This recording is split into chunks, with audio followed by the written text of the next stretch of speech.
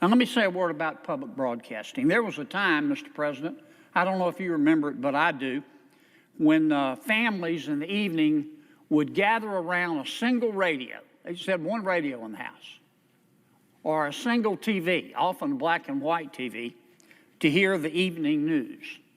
And for many Americans, particularly in rural areas, public broadcasting was the only option for them. That was true in some parts of our country. They could only access public broadcasting to get up-to-date news and information. Those days are gone. Things are much different today. Today, Americans get their news everywhere.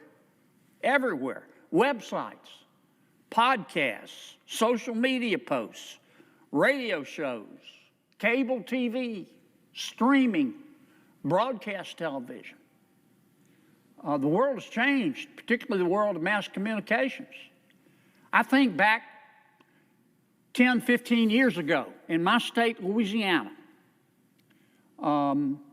newspapers were king, followed closely by local television stations.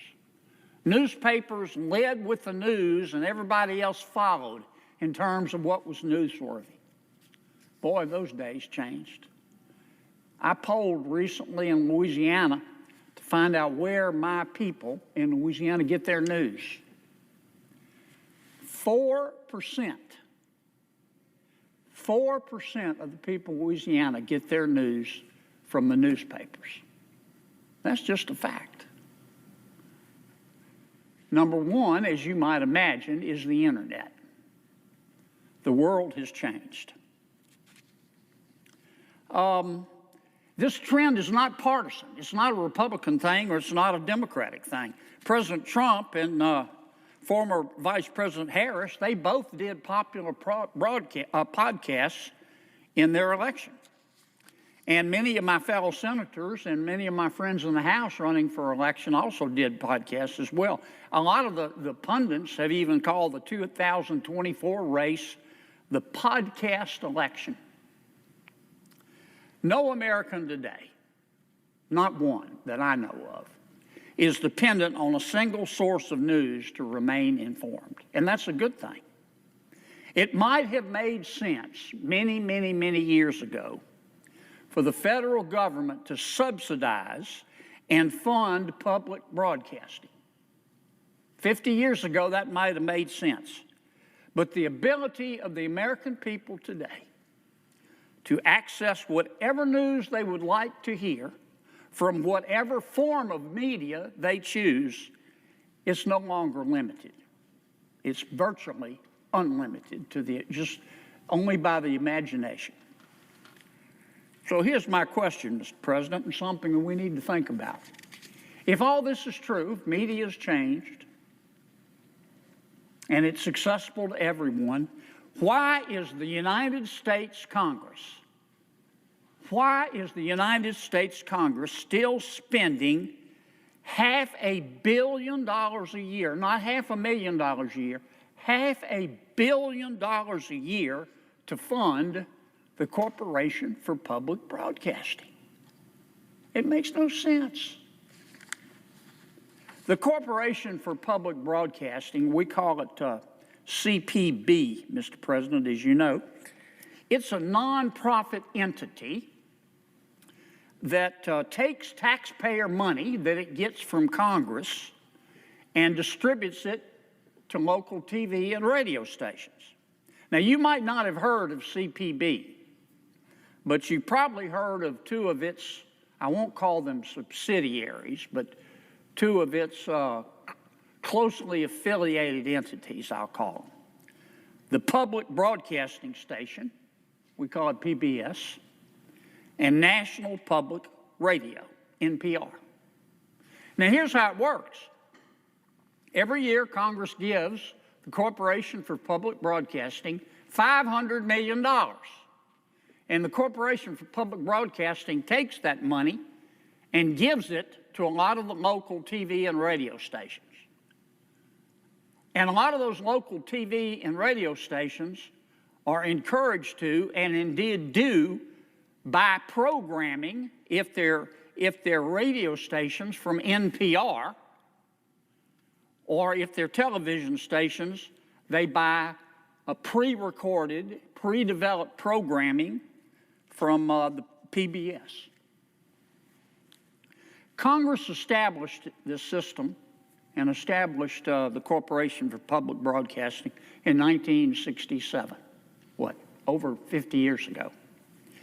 At the time, Congress tasked CPB, and I'm not saying it didn't make sense then, it probably did make sense then, but Congress tasked the CPB with a mission to ensure that the American people had, and I want to quote here to be precise, had, quote, universal access to non-commercial, high-quality content and telecommunication services.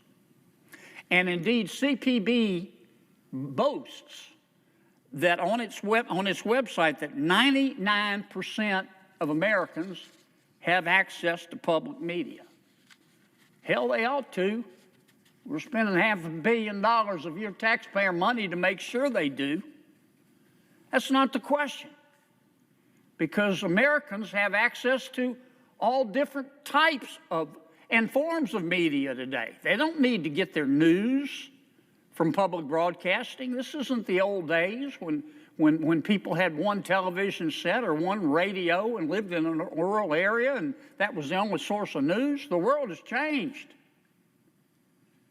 The issue today is whether the American people need taxpayer-funded public broadcasting to access high-quality content anymore. And they don't.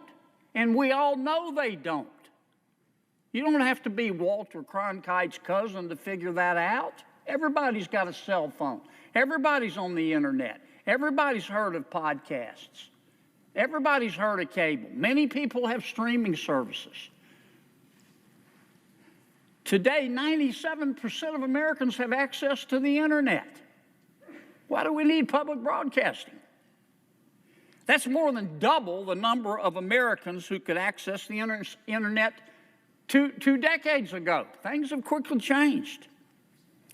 People now have a bottomless supply of news sources right at their fingertips whenever they need them. Why do we have to give $500 million a year to subsidize a certain small favored section of the media? Parents can also very easily find free educational programming if they want to. They don't have to go to public broadcasting. All they got to do is go to YouTube. All they got to do is go to other streaming services. The popular YouTube series Crash Course, for example, it has more than 16 million subscribers. PragerU is another educational content provider. It has 3.3 million subscribers. For comparison, PBS only has 1.4 million subscribers. You know what the difference is? You give them $500 million of your hard-earned money. That's the difference. Now, some may argue, well, we still need public broadcasting because it offers non-commercial programming. They argue it's really cool because you don't get interrupted by commercials. Well, the new chairman of the Federal Communications Commission, Mr. Brendan Carr, has just called that into question. He's called into question whether NPR and PBS are really non-commercial broadcasts. Mr. Carr has noted that NPR and PBS regularly run commercial advertisements during their shows and broadcasts in contravention of federal law. No advertising? All you got to do is turn on the stations. Give me a break. And in fact, the FCC has launched an investigation into NPR and PBS to determine whether they've been violating federal law. There seems to be no distinction between the advertiser-funded content on PBS or NPR and the content Americans can access for free anywhere else. But there is a key difference. I'm going to keep coming back to it. PBS and NPR receive a truckload, a bucket load of cash from the American people. In total, Congress will send the Corporation for Public Broadcasting and indirectly NPR and PBS $535 million in 2025. That's an increase of 20.2% since 2020. Has your income gone up 20.2% since 2020? I know your expenses have. By 2027, CPB wants Congress to send it nearly $600 million. For what? For what? PBS alone received roughly $130 million last year in taxpayer-funded grants from the federal government through the Corporation for Public Broadcasting. That's 35% of its total budget. NPR similarly receives $96 million through taxpayer-funded grants from CPB. That's also roughly 32% of NPR's total budget. Why? Why? Why CPB? Why NPR? Why any of these alphabet soup entities? Why not the New York Times? Why not the Washington Post? Why not Fox News? Why these three particular entities? That's a question we have to ask. And we're not talking chump change here. We're giving them $500 million a year. NPR is one of the few, as far as I know, they're the only newsroom in the country that gets taxpayer funding. And you would think that after receiving nearly $100 million from NPR, I want to single out NPR for a second, you would think that after receiving nearly $100 million from taxpayers, that would motivate NPR to play it right down the middle, to only publish fair reporting. You would think that with the American taxpayer giving NPR $100 million every year, like clockwork, you should be able to go to NPR and look at the news and say, I don't know what party these folks are in. I don't know whether they're liberals. I don't know whether they're conservatives. I don't know whether they're left of center or right of center. I just know that they fairly report the news.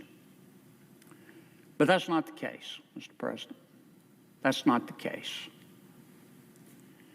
I want to give you a few examples of stories that NPR has published using taxpayer money. I'll just read the headlines. First headline, NPR News Service.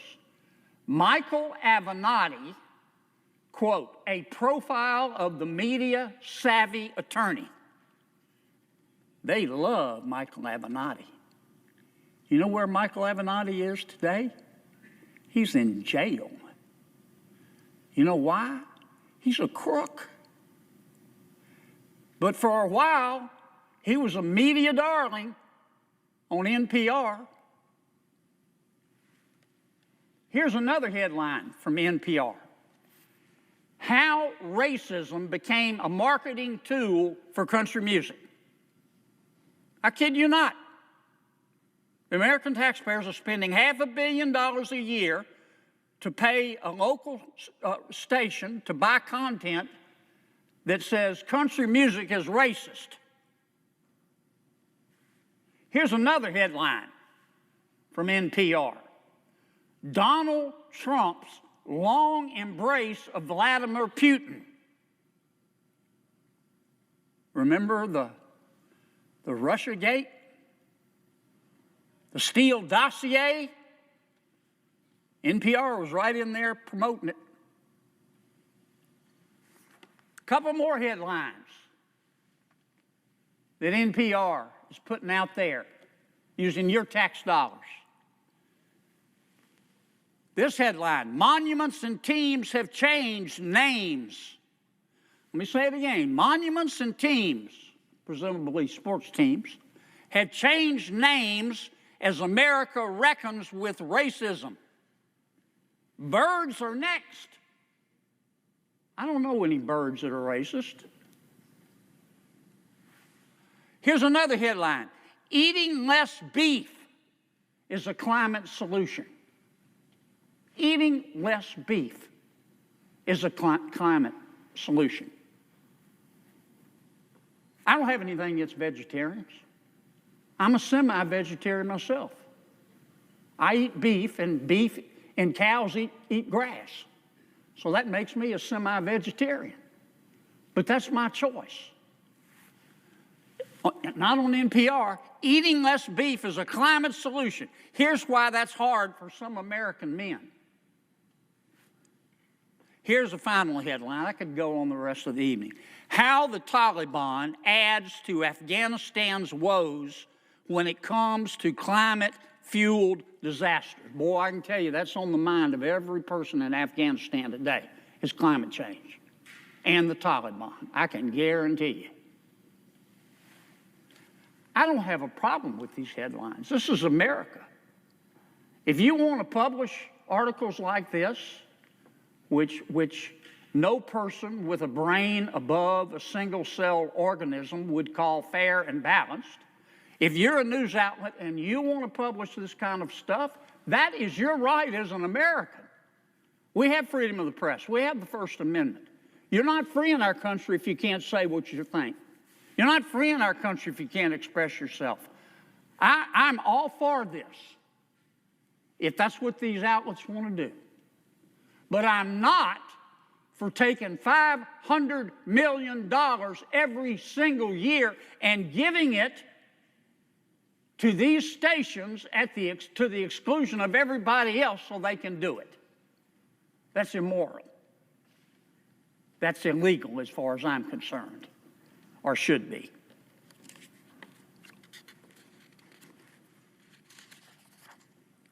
Now, I'm sure that there's an audience in some campus coffee shop that wants to learn about racist birds or the different ways in which cheeseburgers and the Taliban are contributing to climate change. But most American taxpayers would probably prefer that Congress spend their money on something other than these controversial points of view that appeal to only a small segment of America's population while the rest of us foot the bill. Now, that's not just my opinion. A former editor at NPR, a gentleman by the name of Yuri Berliner. Mr. Berliner, he used to be an editor at NPR. He published a column last year. And in the column, he outlined the extreme bias at NPR. He detailed how NPR decided to censor the Hunter Biden laptop story. It wouldn't run stories about it. It said it wasn't real. Mr. Berliner, the former editor at NPR, said that NPR told its readers, and I'm quoting, quote, "We don't want to waste our time on stories that are not really stories. And we don't want to waste the listeners' and readers' time on stories that are just pure distractions." End quote. The Hunter Biden laptop is real. The FBI has it. It's there at the FBI headquarters, bigger than Dallas. Of course, we now know that the laptop was not just a distraction. Every bit of it was real. But NPR censored it using American taxpayer money. NPR also similarly covered the COVID-19 lab leak theory as though it was a conspiracy. That's how the news coverage reads, in my opinion. That if you believe that COVID-19 originated from a lab leak, you're a conspiracy theorist. I would point out that we're going to have to get some new conspiracy theories in America because all the old ones turned out to be true. The conspiracy theorists are up something like 37-0. But not if you read NPR. They say or said that the COVID-19 lab leak theory, you had to be some kind of conehead, some kind of meathead, some kind of whack job to believe in that stuff. Now the federal government, the CIA, the FBI, they've stated publicly that the pandemic likely originated from what? A lab leak. I can't make this stuff up. Now, other independent analysts have shown that NPR's content also leans left. Since 1970, the United States Congress has given NPR more than $14.5 billion.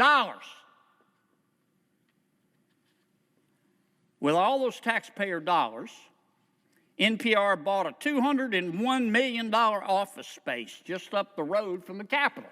It's swell office space, $200 million worth.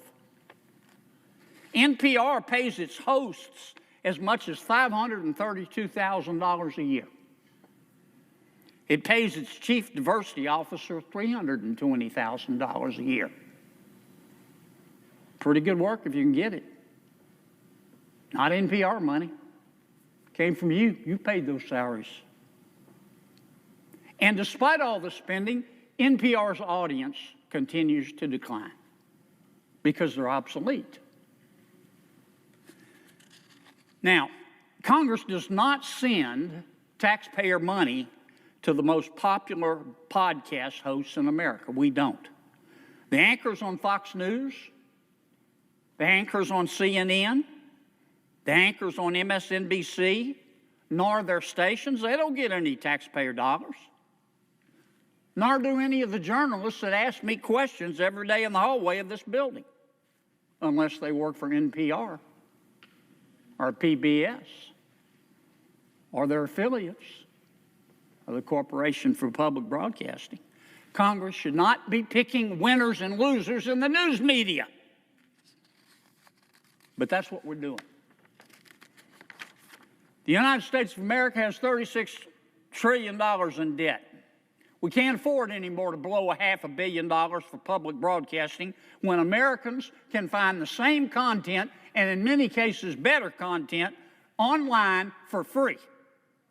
Now, if you want to support NPR and PBS or any other public media outlet, that is great. God bless you. This is America. You're free to do it. You are free to donate to those nonprofits as you see fit. Donate to them. But Congress should not compel taxpayers to fund them, to fund a service that the American people don't need, especially when the content, well, you can read what the content is, and maybe you agree with it. But a whole bunch of Americans don't. A whole bunch of Americans don't think that birds are racist.